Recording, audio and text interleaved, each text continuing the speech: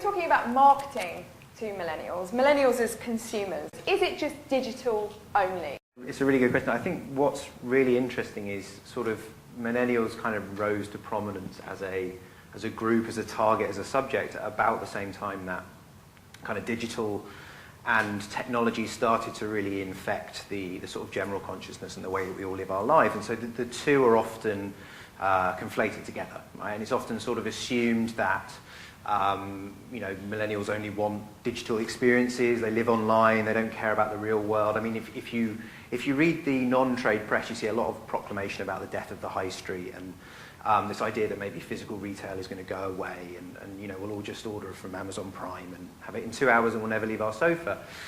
And I mean, it's certainly, e-commerce is growing and physical is shrinking slightly, but it's certainly never going to go away. The big boys are moving into physical retail, and even the brands that started as purely digital brands are now opening stores. And there's a very real argument to say that actually what people want is experiences. There is a certain flavour of kind of CEO excuse for failed businesses that says, millennials don't do X, and X is whatever they happen to sell. So millennials are a bit of a smokescreen, and technology is a bit of a smokescreen for what is potentially a kind of a huge upgrading in the quality of marketing and physical activity, because so much of that, the sort of nuts and bolts of it can just be offloaded to digital channels instead. And what's the future hold for retail in particular? Yeah, I think, so augmented reality is going to be enormous. I don't think it'll be here in 5 years, but certainly within 10. So we're going to see augmented, so if you don't know, augmented reality is laying over kind of digital content into the physical world. At the moment, it requires sort of massive, basically Google Glass, if anyone remembers that, you wouldn't be seen dead walking down the high street with it. Within some say 5 years, but definitely 10, we'll have headsets that basically look like the glasses I'm wearing now. And that means that every space becomes a digital space. So you're in the supermarket, you can immediately see competitors' prices and allergen information and recommended products and recipes and a call from your mum and all of these things all coming together. Yeah. And so it completely changes. If you think people are bad now with walking around like this, imagine when you can't see that they're completely distracted. And that is definitely, we're definitely heading there, because we've proven that as soon as you give us technology, we just slurp it down. We cannot get enough digital. We've now got the tools through digital to be much more personalised, right? I can do a campaign to 15 people and know that it's going to land. And I think, we talk about marketing to millennials. There's what, 8.9 million millennials in the UK at the moment. I mean, any marketing strategy that's based on 9 million people is probably not impactful, right? So I think we're going to see increasing personalisation. Brilliant. So Fraser, give us the perspective from the food and beverage industry, the jam and beer industry that you've been in, and the millennial consumer and their priorities. Sure, it's a great question. Hi everyone, nice to meet you. I feel like a little bit of a cheat sitting here because I haven't published any research into millennials or any books, so I guess all I can share with you is my own personal experience of the brands that we've started. And I guess the success of the businesses I've been involved in has in a lot of ways been down to some trends that are kind of millennial trends. Healthier eating, people having more interest in the provenance of where their food comes from.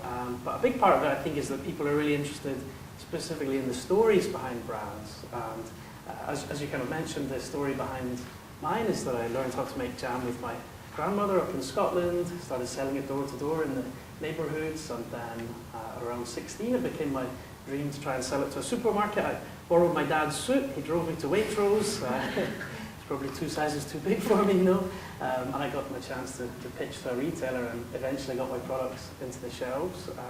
And with Beer 52, the sort of story behind it is that my business partner and his dad went on a motorcycle road trip around Europe. They stopped at little breweries and craft beer bars, and he fell in love with craft beer, came back to Scotland and had an idea to start a beer club.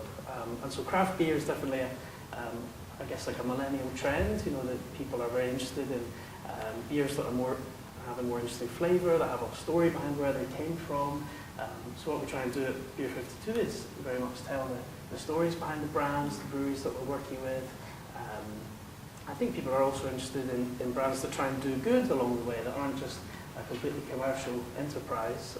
And so with Super Jam we have a charity running tea parties for older people. So we have scones and jam, and I guess that people are interested in the idea that you can run a brand that stands for more than just making money. And as someone who has run both a product liaising with supermarkets and selling it on the supermarket shelf, and now latterly working with a sort of direct to consumer, what's the differences? What have been the differences that you've seen in that relationship with the consumer through different mediums? Well, definitely when I got my products into the supermarkets, it was a very exciting day. You know, we got it into the Waitrose stores, and it kind of gave us this instant scale once it came off. But I guess like a frustration of supplying to a big retailer is that you don't know who the customer is, you don't have any direct relationship with them, so you can't really learn anything about them or learn how to improve your product. But selling a product directly over the internet, we get a huge amount of information from our customers about what beers they like, how they're interacting with it. We talk to them on the phone, by email all the time. And so I guess that helps us to more iterate responsive and to sort of tailor the product. People also like to be part of a community, I think. So with our brand, people can sort of take part in discussions online and share their passion about the product with other people. Much more interactive and sense of community. I'd like to open it out now to the audience, if I may. Are there any